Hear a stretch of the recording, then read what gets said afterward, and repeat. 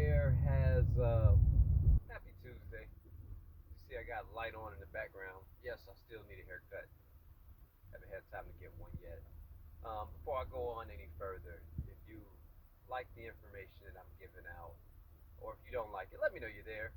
Hit the like, hit the unlike button, hit the subscribe button, and then hit the bell notification button. So it'll let you know when new content is available.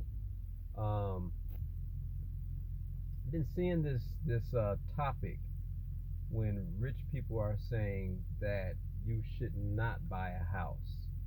Here's the thing: you don't have to take an economics course to do simple math.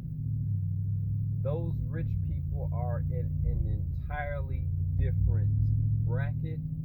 They're in an entirely different lifestyle and world. And we can discuss a couple things because I deal with a lot of high end clientele. I deal with a lot of regular clientele. I put it this way: my house, 1,400 and some odd square feet, is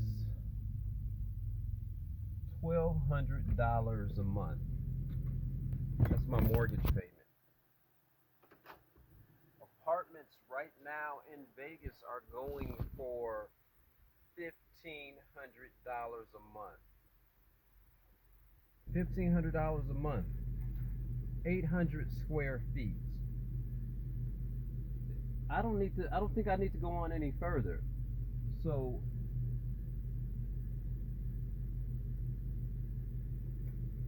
when you hear these rich people saying don't buy a house, that does not apply to you.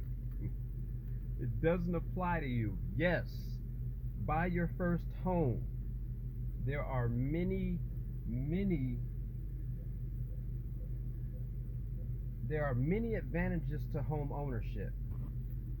One of those advantages is that you just can't get evicted like that.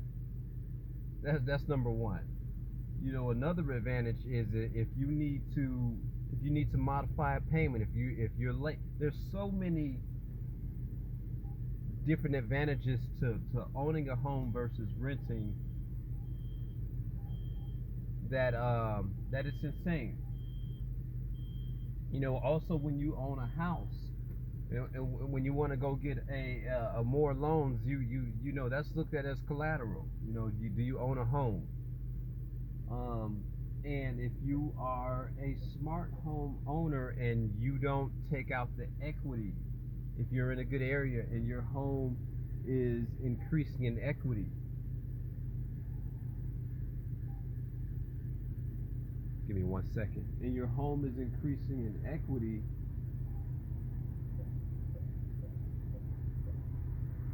guess what? You can take that equity out to buy another house. If you know, especially if you kept your credit good and your payments are going, you can actually get into the business of buying property. You can get into the business of you can get into the business of real estate.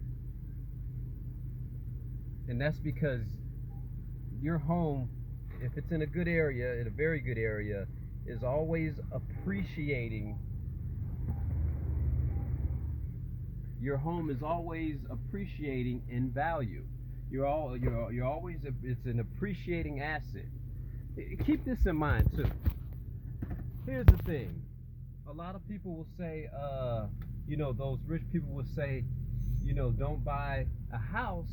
But let's keep this in mind. This truck that I have here, one of my work trucks, when it was brand new, it's paid off now. But when it was new, the payment was I was paying $1,000 a month, 0% on a depreciating. Let me turn these lights on again. On a depreciating asset. Depreciating. That means that this truck is dying.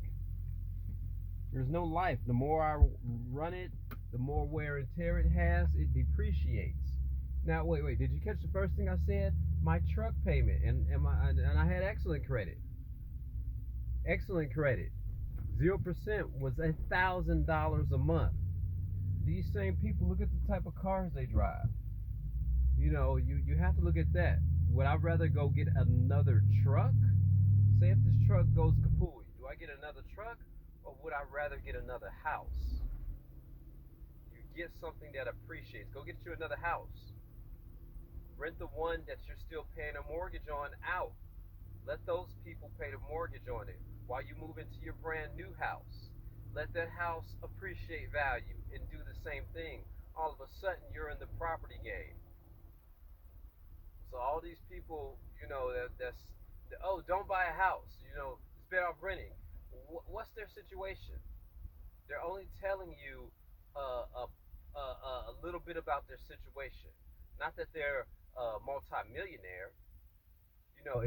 If I had a lifestyle of travel and a lifestyle of luxury like that too, it may not be feasible, and I was constantly moving around. I wouldn't rent either.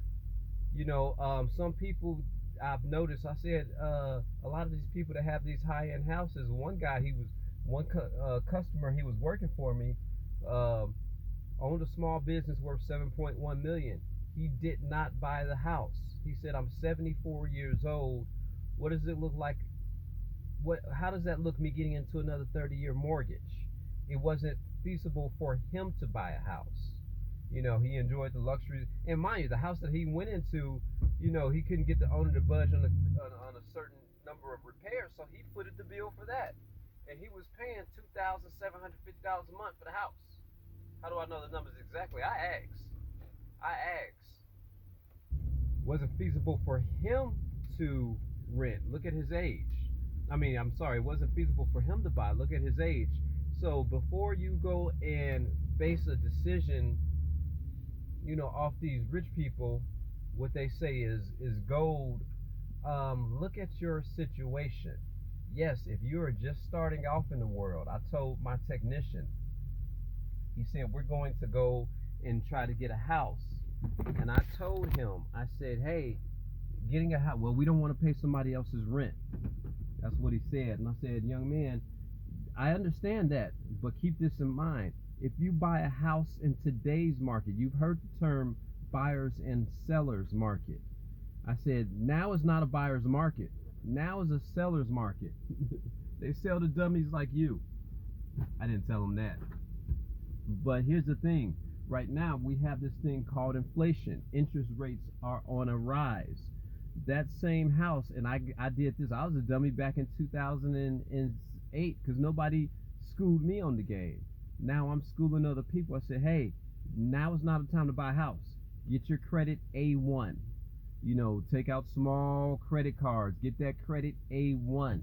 And come 2024, 2025, when we go back down on that slope, find out what's the going price per square foot of a house. How much should you be paying per square foot? It should be $100 per square foot. That should equal your house payment. So if you get into a 800 square foot house, you should be paying $800 for a mortgage payment or less. If you're paying $1,600 for a mortgage payment, okay, let's look at your area now. Let's look at these amenities. Let's look at all of this. Another person said, well, you buy land and then you build the house on that land. That's one of the dumbest things I've heard. Do you have the money to excavate the land? Of course you buy the land. But if you don't have the money to build a house, building a house gets expensive. If you don't have the money to excavate the land, lay the plumbing, lay the wiring, if you don't have a contractor's license to do it yourself, then guess what you're going to have? Just land. You're just going to be sitting on some land. A lot of these statements that people make, you have to think about these statements. You also have to look at the county that you're buying the land from. Is this zone for commercial property? Is this zone for residential? They decide what you do with that land. What I'm getting at is before people make statements, do the research. Have the knowledge and give knowledgeable advice. Just don't throw something blanket out there. Let me know your thoughts on this. Happy Tuesday.